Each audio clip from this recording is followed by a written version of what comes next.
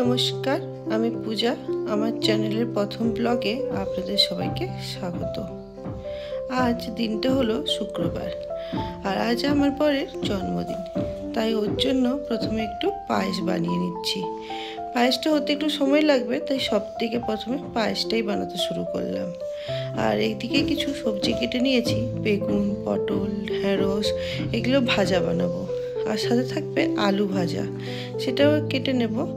আর এদিকে হচ্ছে পায়েসটা হতে থাক, আর এদিকে ভাজাগুলো হতে থাক, আমি ততক্ষণে আলুটা কেটে নিই। আলু ভাজা হয়ে গেছে, আর শ্যুট করতে ভুলেই গেছি। কি বলুন তো, প্রথম তো, তাই একসাথে দুটো কাজ একদমই ম্যানেজ করে উঠতে পারছিলাম না। তো এই যে এবার একটু মাছগুলো উল্টে পাল্টে ভেজে নেবো ভালো করে, যাতে একটু কড়া কড়া ভাজা হয়। আসলে আজকাল সোশ্যাল মিডিয়াতে যখনই ওপেন করি তখনই দেখি কেউ না কেউ তাদের রোজকার জীবনী আমাদেরকে এরকম ব্লগের মাধ্যমে দেখায়। তাতে আমরা তাদের সাথে অনেক ভালোভাবে যুক্তও হতে পারি, আর তাদের সাথে তাদের দেওয়া নলেজগুলো আমাদের সাথে অনেক সময় শেয়ার করেন। তো এইসবের জন্য এই সোশ্যাল মিডিয়া প্ল্যাটফর্মগুলো অনেক সুবিধা করেছে। আর আমারও এই চ্যানেলটি খোলার উদ্দেশ্য এটাই যে আমি আর আমার হাজব্যান্ড কর্মসূত্রে দিল্লিতে থাকি, বাড়ি থেকে অনেকটাই দূর। আর এই যে ছোট ছোট দিনগুলো, যেরকম জন্মদিন হয়ে গেল বা কোনো এরকম অনুষ্ঠান আমরা এখানে দিল্লিতে সেলিব্রেট করছি, সেগুলো না বাবা মাদেরকে ঠিক করে দেখানো যায় না। আর তারাও ভাবে যে আমাদের ছেলেমেয়েগুলো কী করছে, কিভাবে সব কিছু ম্যানেজ করছে, তো সেগুলো তাদেরও সবসময় চিন্তা থাকে। আমি চেষ্টা করি ভিডিও কল বা ফটো বা ভিডিওসের মাধ্যমে ওদের সাথে জিনিসগুলো শেয়ার করতে, বাট ওইটা তো আর দুধের স্বাদ ঘোলে মেটানোর মতোই হয়ে যায়।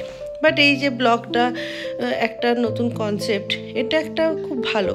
তো এটাতে মাধ্যমে হয়তো তারা আরও কিছু ভালোভাবে আমাদের সাথে কানেক্ট হতে পারবে, আর তাদেরও একটা ধারণা থাকবে যে আমরা কি ভুল করলাম, কোনটা কোনখানে ঠিক করতে হবে, তারাও আমাদেরকে ঠিক করে দিতে পারবে। আসলে বলুন তো, দুজনে আমরা থাকি, আর এত দুজনেই জব করা আর এইসব বাড়ির কাজ নিয়ে এত ব্যস্ত থাকি না, কোনটা কখন করব ঠিক করে খুঁজেও পাই না। তো এই যে কথা বলতে যে মাছগুলো সব মাছের ঝালের জন্য ছেড়ে দিলাম। আশা করব আগের ভিডিওগুলোতে আরও ভালো করে আমি যেন ব্লগটা শ্যুট করতে পারি। আপনারা যদি আমার সাপোর্ট করেন তাহলে হয়তো আমিও ভালোভাবে এই জিনিসগুলো শিখতে পারবো। আসলে প্রথম তো কেউই সবটা ঠিক করে পারে না, আস্তে আস্তেই শিখতে হয়, আর আস্তে আস্তেই সেটাতে পারদর্শী হয়ে ওঠে। তো আমিও চেষ্টা করব একটুখানি ভালোভাবে ক্যামেরা অ্যাঙ্গেল বা ভয়েস ওভার এগুলো ঠিক করে দেওয়ার জন্য। তো এই ব্লগে আমার কি ভুল ত্রুটি হয়েছে সেগুলো অবশ্যই আপনারা জানাবেন, আর আমি আশা করব আপনারা আমার এই ভুল ত্রুটিগুলোকে ক্ষমা করে আমার সাথে থাকবেন। এই যে কথা বলতে বলতে গল্প করতে করতে দেখুন না, মাছের ঝালও হয়ে গেল আর বাকি খাবারও হয়ে গেছে। এবার শুধু ভাতটা বানাবো, তাহলেই আমাদের দুজনের হয়ে যাবে।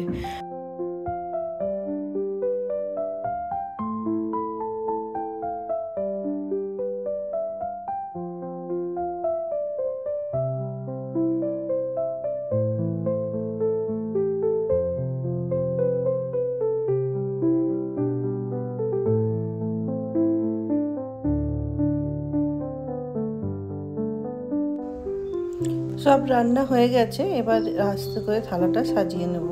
এই যে প্রথমে দিলাম বেগুন ভাজা আবার ওর অনেক প্রিয়, পটল ভাজা, ঢেঁড়স ভাজা, আলু ভাজা, আর দেবো এবার মাছটা। এত কিছু তো খাবে না একদম শিওর, কিন্তু কারণ ও এক তরকারি ভাত খেতেই বেশি পছন্দ করে, বাট জন্মদিনে একটু স্পেশাল কিছু না হলে কি করে হবে, তো সেই জন্য একটু স্পেশাল বানালাম। তো এর মধ্যে যেগুলো খাবে সেগুলো ঠিক আছে, যেগুলো না খাবে সেগুলো আবার দেখা যাবে পরে। আর এবার মাছের ঝালটা একটু সাজিয়ে নেব। তো আমার কাছে না এই কাঁসা ছোট প্লেটটা মায়ের বাড়ির থেকে আনা হয়নি। নেক্সট টাইম বাড়ি যাব তো এই কাঁসা ছোট প্লেটটা অবশ্যই মনে করে নিয়ে আসবো। এই যে মাছের ঝালটা ওকে দিয়ে দিলাম। এই মাছের ঝাল দিয়েই ও পুরো ভাতটাই খেয়ে নেবে, ওর আর এই ভাজার দরকার নেই। আর এই যে একটু পায়েস বানিয়েছিলাম না সকালবেলায়, তো ওটা এখানকার আমাদের শ্বশুরবাড়ির নিয়ম, তো জন্মদিনে একটু পায়েস বানাতে হয়, সেজন্য ওর জন্য একটু পায়েস বানিয়েছিলাম। এই যে পায়েসটাও আমি দিয়ে দিলাম।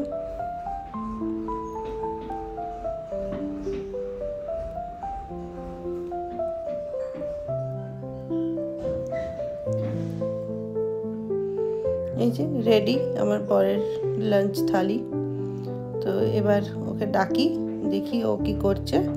আর এখানে ব্লগটা শেষ করলাম। আশা করি ভালো থাকবেন সবাই। আর আমার ব্লগে কি ভালো লাগলো না লাগলো কমেন্টে জানাবেন।